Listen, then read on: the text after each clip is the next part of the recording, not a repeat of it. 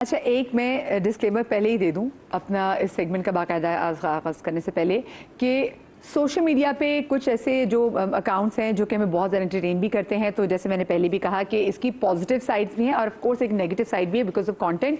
कुछ ऐसा कंटेंट जो लिटरली जो हमें अपने गम भुला देने में मदद करता है, हम उसके के शुक्रगुजार हैं। अभी रोनी कोकू को आपने देखा कि वो आई लव देयर कंटेंट और उनका कंटेंट वाकई ऐसा होता है कि आप घर वालों के साथ बैठ के, मैं अपनी अम्मा और अपने अब्बा के साथ बैठ के एंजॉय कर सकती हूँ। इवन शहजादी इतनी क्यूट और आपने देखे वो भी सोशल मीडिया की वजह से हिट हुई।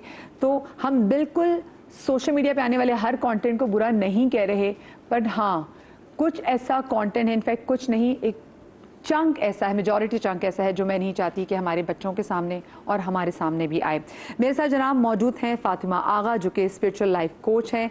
मेरे साथ मौजूद हैं तालिब मिर्ज़ा साहब, human development strategist, content producer हैं। इरफान उल हक हमारे साथ मौजूद है जनाब, सोशल मीडिया इन्फ्लुएंसर हैं। हमारे साथ तूबा ताहिर मौजूद हैं, मेंटल हेल्थ काउंसलर हैं। और हमारे साथ कशफ खोड़ो, कशफ मैं चाहूँगी आप भी हमें ज्वाइन कर लें। कशफ खोड़ो हमारे साथ मौजूद हैं जो कि डिजिटल मार्केटिंग स्पेशलिस्ट हैं। तो हर एंगल से आज हम आपको बताएंगे कि अच्छा ऐसा नहीं कि वायरल होने के लिए आपको कोई ओछा ही किस्म का कंटेंट देना है, बल्कि आपको अपनी मार्केटिंग की स्ट्रैटेजी को भी अच्छे तरीके से मलूज़े खाते रखना है। अस्सलाम वालेकुम everyone and welcome to my show. Good morning. बिल्कुल ठीक, अल्लाह का शुक्र।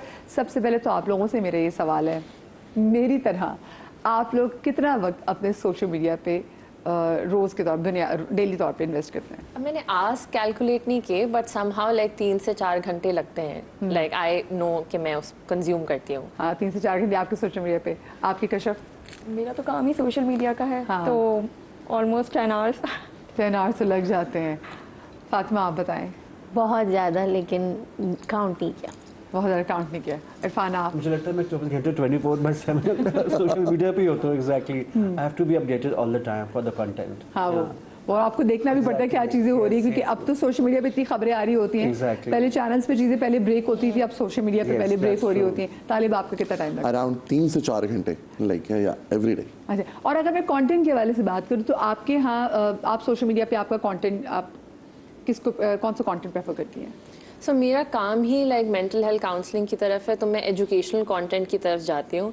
लेकिन फनीली कहीं ना कहीं कोई ऐसी चीज़ आ जाती है जो मैं खुद सरप्राइज होती हूँ कि ये तो मैं देख ही नहीं रही थी। हाँ। तो कोई प्रैंक वीडियो है या कोई बहुत ज़्यादा ऐसी चीज़ है जो मैं कहती हूँ कि इस तरह का भी कंटेंट जो बड़ा क्रिंज किस्म का होता है। और हाँ। जब मैं उसको क्लिक करती हूँ उसमें मिलियंस ऑफ फॉलोअर्स होते हैं, तो मैं ये सोचती रहती हूँ कि मैं इतनी मेहनत कर रही हूँ और मैं कंटेंट क्रिएट कर रही हूँ एजुकेशनल बेस्ड, और ये उछल रहा है, कूद रहा है, कपड़े चेंज कर रहा है, and I am just like क्या हो रहा है। या किसी को गोद में उठा रहे तो बहुत लाखों की तादाद में लोग देख रहे हैं। आप एक अच्छी तमीज़ की बात करें तो लोग उसको देख ही नहीं रहे। आप तो क्योंकि वो मार्केटिंग स्पेशलिस्ट हैं, आपके पास जो कंटेंट आ रहा होता है वो किस किस्म का होता है? मैं वैसे यूँ कैट लेवल तो मेरे पास ज़्यादा उसका आ रहा होता है, लेकिन मैं प्रेफर वैसे ट्रेंड्स वगैरह आपको कर रही होती हूँ कि जो ट्रेंड चल रहा होता है तो मैं उसको फॉलो कर रही होती हूँ। लेकिन ऑफ कोर्स जैसा इन्होंने कहा कि इस टाइप का कोई ना कोई कंटेंट आ ही जाता है, हाँ। जिसको हमें जानबूझ के नॉट इंटरेस्टेड करना पड़ता है। हाँ, फातिमा आप? जी, मेरा आई थिंक हालात हाजरा का होता है, क्योंकि मैं फेथ को हालात हाजरा से कनेक्ट करके लोगों के लिए ऐसा कंटेंट बनाने की कोशिश करती हूँ जो लोगों को ज़िंदगी की जो हैवी न्यूज़ होती हैं या जो डिफ़िकल्ट सिचुएशंस हैं उनके बारे में फेथ की के नज़रिए से आगाह भी कर सकूं, टूल्स भी दे सकूं। सो इन दैट सेंस मैं इस चीज़ का ख्याल करती हूँ कि what are the issues that are you know ongoing. लेकिन जैसे इन्होंने कहा कि बहुत कॉन्शियस रहना पड़ता है आपको कि जो कंटेंट सडनली आपको फील हो रहा है कि जैसे आपने कहा क्रिंज है या एक सिंकिंग फीलिंग आए आपको, जिसमें आपको लगे कि ये मैं टाइम वेस्ट कर रही हूँ या इसमें आपको लगे कि कोई फ़ायदा नहीं है इसका, तो आपको नॉट इंटरेस्टेड करना बहुत ज़रूरी होता है। हाँ, वैसे कभी आपको ऐसा लगा कि कभी रील्स वगैरह देखते हुए, जैसे मैं भी कभी ऐसा होता है कि बैठी होती हूँ, मैं कहती चलो भी उठ के भी ये काम करती हूँ, लेकिन कोई एक रील मज़े की फ़नी रील देख ली, क्योंकि मुझे होता है मैं फ़नी कंटेंट देखूँ। आपको होता है ना कि कहीं ना कहीं आपको अपने आप को अनवाइंड करने की ज़रूरत है, आपको कोई फ़नी चीज़ देखनी है, तो उसमें मुझे कभी कभी लगता है वो हुए मैंने क्या टाइम मैंने मुझे पता नहीं चला, आधा घंटा लग गया, फिर आधे घंटे से घंटा भी हो गया।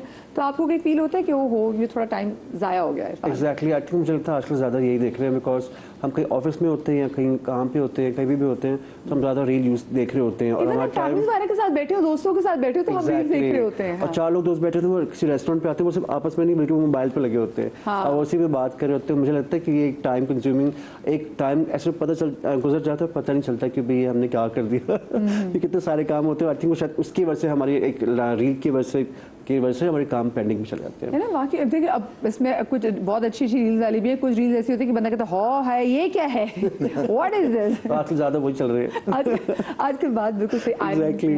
मुझे ये बताएं सोशल मीडिया का असल मकसद क्या है, ये जो हम रील्स वगैरह बनाते हैं, और क्या हम सही दुरुस्त अंदाज में इसको इस्तेमाल भी कर रहे हैं?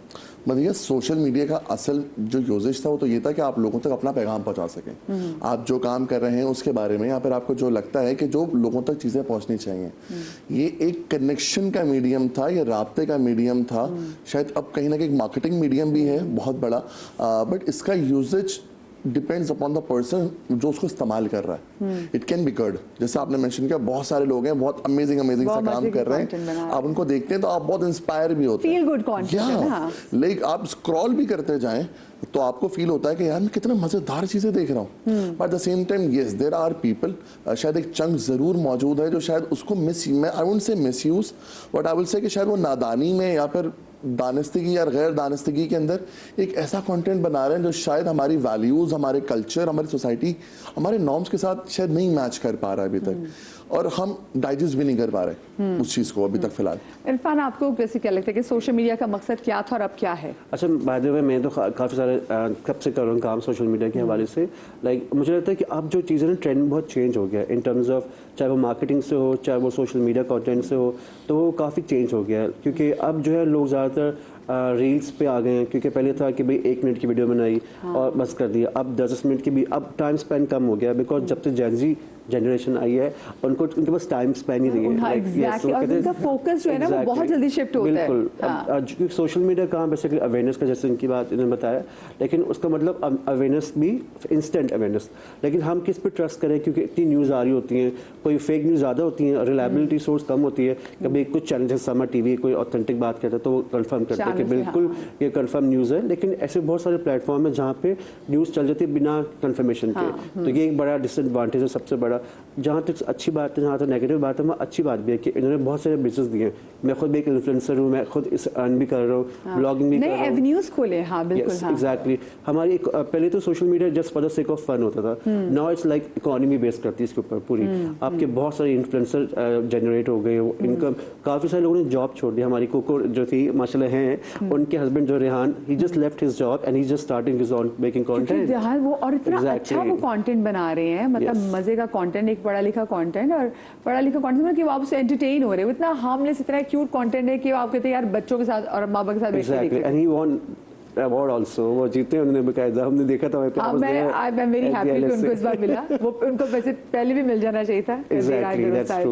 अच्छा, आप लोगों को क्या लगता है कि सोशल मीडिया का क्या मकसद था और अब क्या मकसद होगा? साथ में वो जो रील वाला सवाल है मैं आप लड़कियों से पूछना चाहूंगी, क्योंकि हम लड़कियां भी ना समहाउ रील्स को देखते रहते हैं, काफी टाइम सर्व कर देती है। तो हम बहुत सारा टाइम रील्स में लगाते हैं और फिर हमें नहीं पता चलता। और वो मैं काउंसलर के तौर पे कहूँगी कि फिर हम अपनी बॉडी से डिस्कनेक्ट हो जाते हैं और फिर हम ओवरवेल्म हो जाते हैं, नम हो जाते हैं, हम लोगों से वो वाली कनेक्शन नहीं बिल्ड करते। और मैंने बहुत दफ़ा नोट किया कि जैसे ही मैं डिस्कनेक्ट करती हूँ फिर मैं सोचती हूँ कि यार मेरे अंदर एक अजीब सी फीलिंग थी, मैंने इतना टाइम कंज्यूम किया, आंखों में दर्द होने लगता है।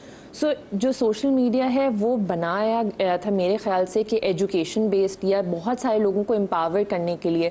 एक DHA वाली वो हेल्पर हैं, उन्होंने अपना काम शुरू किया। तो बहुत सारे ऐसे लोग हैं जिन्होंने अपने बिजनेसेस किए हैं और बहुत सारे एवेन्यूज़ खुले हैं फॉर वर्क।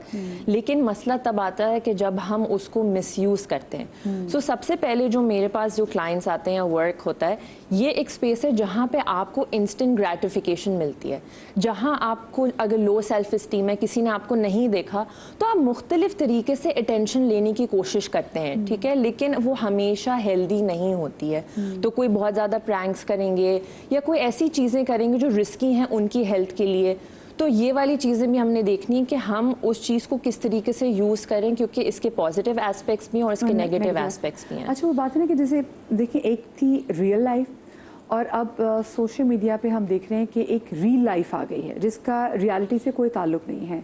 लोगों के सामने एक ऐसी लाइफ पोर्ट्रे करने की कोशिश होती है just for the sake of views, क्योंकि अब हर चीज़ जो है ना वो व्यूज़ पे डिपेंड कर रही है और मार्केट करने के चक्कर में अब हर चीज़ आप मार्केट कर रहे हैं। क्योंकि अब अगर देखा जाए तो सोशल मीडिया है, ये सबसे बड़ा मार्केटिंग टूल है ये कि जी आपने कुछ चीज़ अच्छी करनी है तो आपको सोशल मीडिया पे फॉलोअर्स भी देखे जाएंगे, आपने अपने घर वालों को भी एक तरह से मार्केट करना शुरू कर दिया। तो is there any end to it? और जिस तरीके से मैं लोगों को देख रही होती, लोग एक फेक लाइफस्टाइल लोगों के सामने रख रहे हैं जिसकी वजह से बाकी बहुत सारे लोग जो कि अफोर्ड नहीं कर सकते वो एक अजीब किस्म के कॉम्प्लेक्स में जा रहे हैं, महरूमी का शिकार हो रहे हैं। वैसे तो ये वैसे इंडिविजुअल किसी पर डिपेंड करता है, लेकिन I don't think so there is an end to this, क्योंकि जो है वो अब हमारे जो एक इन्फ्लुएंसर्स हैं वो ही इस तरह का कंटेंट इन्फ्लुएंस कर रहे हैं कि हम जैसे लोग जो हैं, जो नॉर्मल ऑर्डिनरी पर्सन है, वो उनसे ही इन्फ्लुएंसर, हालांकि इन्फ्लुएंसर का मतलब ही कोई डिफरेंट एक चीज़ थी, लेकिन अब वो इन्फ्लुएंसर तो रहा ही नहीं है।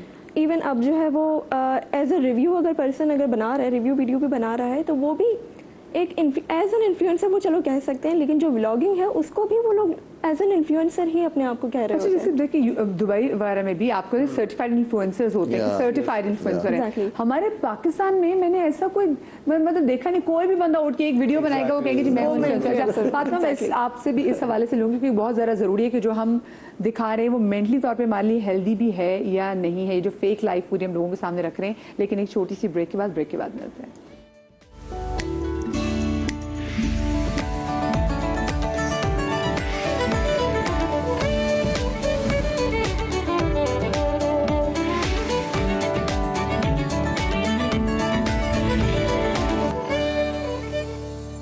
Welcome back after the break. और आज हम बात कर रहे हैं सोशल मीडिया के इम्पैक्ट के हवाले से।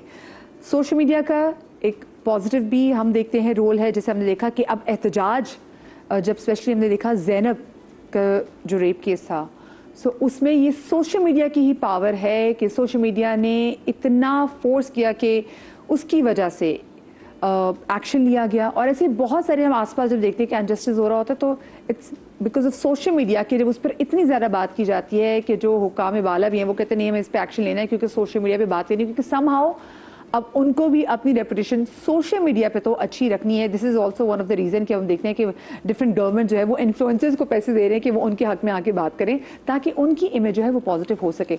ब्रेक पर जाने से पहले मैंने आपसे बात ये पूछी थी फातिमा कि अब एक जो ट्रेंड आ गया है कि हम रियल लाइफ की बजाय एक रियल लाइफ जी रहे हैं, उसका क्या इम्पैक्ट हो रहा है लोगों पे? जो हम लाइफ लोगों को सामने रख रहे हैं, हम लोगों के सामने अपनी निजी ज़िंदगी को जैसे ला के रख रहे हैं, आपको लगता है कि ये सही है, ये ट्रेंड सही है? Thank you Madiya, it's a very important topic to discuss because it's such a हमारी ज़िंदगियों में इतना ज़्यादा ये घुस चुका है कि हम इसको एक्सेप्ट नहीं करते, लेकिन ये नशे से भी ज़्यादा एडिक्टिव है और हमें उसमें डोपामीन हाइज मिलते हैं। जिस तरह आपने कहा कि रील्स को हम जब चेंज करते हैं तो every time we change a reel we feel a high, right, जैसे आपने कहा। तो एंटरटेनमेंट जहाँ मैं अपने बच्चों को बताती हूँ कि हम सुबह 7:30 से 5 मिनट पहले का एक कार्टून शॉट देखते थे स्कूल जाने से पहले, और फिर शाम में 7:15 से 7:30 का एक 15 मिनट का होता था, फिर कार्टून नेटवर्क आ गया और फिर 24 आवर्स एंटरटेनमेंट शुरू हो गई। उसी टाइम से मुझे याद है इन माई चाइल्डहुड, बिकॉज मेरी मदर बहुत अवेयर थी, जब कार्टून नेटवर्क की नशरियात शुरू हुई तो I had to see a therapist at that time because I had started feeling low और मेरे पेट में हर वक्त दर्द रहता था। And my mother took me to the therapist और उन्होंने यही कहा कि ये gut is connected to your mind. तो आप सोचें कि वो 5 से 15 मिनट से जब वो चीज़ बढ़ी टेलीविज़न पे तो एक बच्चे की नफ्सियात पे उसका कितना असर हुआ। आप सोच नहीं सकते कि इस वक्त कॉन्स्टेंटली हाथ में फ़ोन लेकर आप उसके अंदर जो घुस जाते हैं, you are now there is a dystopia, there is a distortion of reality. आप असल और नकल में फ़र्क ही नहीं कर पा रहे। मैंने आज से 5 साल पहले ये रिसर्च पढ़ी थी कि जापान में now children don't know how to sit and talk इस तरह से कि आप सोशल रिलेशंस नहीं कर पा रहे, because there are so many insecurities जो सामने आ जाती है ना when you are in person, कि उसको मेरी हाइट अच्छी लगेगी कि नहीं, मेरे चेहरे का रंग अच्छा लगेगा कि नहीं, तो आप छुप के फिल्टर्स के पीछे छुप के गलत अलग अलग किस्म की आवाज़ों के पीछे छुप के आप वो चीज़ें बोल रहे होते हैं जो आपकी एक फैंटेसी होती है, राइट। तो उसके लिहाज से कुरान हमें 1400 साल पहले ये कह रहा है कि ये दुनिया मताउल गुरूर है, इट्स इल्यूजन, ये तुम्हें धोखा देने वाली जगह है, अल्लाह ये आर्जी जगह है। और उसके आगे मैं एक्चुअली पढ़ के सुनाना चाहती हूँ कि यहाँ पर अल्लाह ताला फरमाते हैं कि जान लो कि दुनिया की ज़िंदगी खेल, तमाशा, जीनत, आपस में फ़ख्र और माल और औलाद में एक दूसरे से बढ़ जाने की कोशिश है, जो कंपटीशन की हम बात कर रहे थे। उसके आगे अल्लाह ताला फरमाते हैं, बारिश की तरह जिससे उगने वाली खेती किसानों को खुश तो कर देती है, फिर वो सूख जाती है, फिर तुम उसे जर्द देखते हो, फिर वो रेज़ा रेज़ा हो जाती है। यानी अल्लाह ताला ने हमारी साइकोलॉजी को कितनी ब्यूटीफुली एक्सप्लेन किया। और वो लगता है लग रहा है आज ही के वक्त की बात हो रही है, ये मौजज़ा है इस पे। एग्जैक्टली। तो हम जो है ना एक मसनूई एक वर्चुअल रियलिटी को ये देख, हम समझते कि वर्चुअल रियलिटी ना एक बहुत बुरा सा एनिमेशन होगा which we will be able to tell कि ये तो इतनी गंदी एनिमेशन है, this is virtual reality, right. जैसे गेमिंग वर्ल्ड होते थे पहले, नाउ AI जिसमें उन्होंने कहा कि अब आपके लिए कोई चीज़ तस्दीक करना मुश्किल है, जैसे बिल्कुल हर चीज़ इमेजेस भी ऐसी हैं कि लाइक आप बुला सकते हैं, कोई तस्वीर मिक्स कर सकते हैं। AI की वजह से अब तो इतनी चीज़ें हो गई हैं, टेक्नोलॉजी इतनी ज़्यादा बढ़ गई है कि आपको पता ही नहीं है कि आप स्क्रीन पे जिससे बात कर रहे हैं वो असल में वही शख्स है या नहीं। तो इसमें एक चीज़ हमारे लिए अगर देखा जाए कि क्या होता है कि जब चीज़ हद से ज़्यादा बढ़ जाती है ना तो वो अपनी वैल्यू भी छोड़ने लगती है। What I'm seeing now is कि एक ज़माना था जब हम कंफ्यूज थे कि ये इन्फॉर्मेशन आई है व्हाट्सएप पे, पता नहीं सही है कि नहीं, ये इन्फॉर्मेशन आई सही है कि नहीं। अब जैसे मेरे हस्बैंड रोज़ाना मुझे सुबह में थोड़ी सी न्यूज़ अपडेट देते हैं ना, तो आज सुबह जब उन्होंने न्यूज़ दी तो उन्होंने कहा ये हुआ है, फिर एकदम से कहते हैं ये तो किसी ने मुझे भेजा है, रुको इसको मुझे तस्दीक करने दो, then I will tell you कि ये ऑथेंटिक है कि नहीं। क्योंकि इतना ज़्यादा आर्टिफिशियल हो गया है कि जो बम्बार्डमेंट है इन्फॉर्मेशन की या वीडियोस की, उससे आहिस्ता आहिस्ता वाकई में हमारा जो है ना वो जो ट्रस्ट है वो उठ रहा है। तो अल्लाह ताला की ये एक इंसानी फितरत के साथ लगाव। मैंने एक किताब पढ़ी रूपर्ट शेपर्ड की, उन्होंने अपनी रूपर्ट शेल्ड्रिक की किताब है साइंस और रिलीजन के कंटेंट। उन्होंने कहा कि बहुत सारी फोर्सेस थी जो चाहती थी कि बाय द ईयर 2000 सेक्युलरिज्म बढ़ जाए और इस हद तक बढ़ जाए कि रिलीजन की डेथ हो जाए। लेकिन उन्होंने कहा कि हमने एक अजीब चीज़ देखी कि from the year 2000 onwards religion एकदम से फैलने लगा और लोगों का एतकाद खुदा में बहुत ज़्यादा बढ़ने लगा। तो जब उन्होंने 8 इयर्स में 40 माहिरीन की रिसर्च को स्टडी किया 8 इयर्स के बाद, तो उनको ये पता चला कि जब उन्होंने सेक्युलरिज्म को बहुत ज़्यादा फैलाया तो वही वजह बन गई कि लोग अल्लाह ताला के पास वापस आने लगे। क्योंकि कोई तो रोशनी इंसान के अंदर है जो इंसान को इस चीज़ की निशानदेही कर रही होती है कि ये तुम्हारे लिए अच्छा नहीं है। हाँ, अच्छा, इसी वाले से मैं चाहूँगी कि यही सैचुरेशन लेवल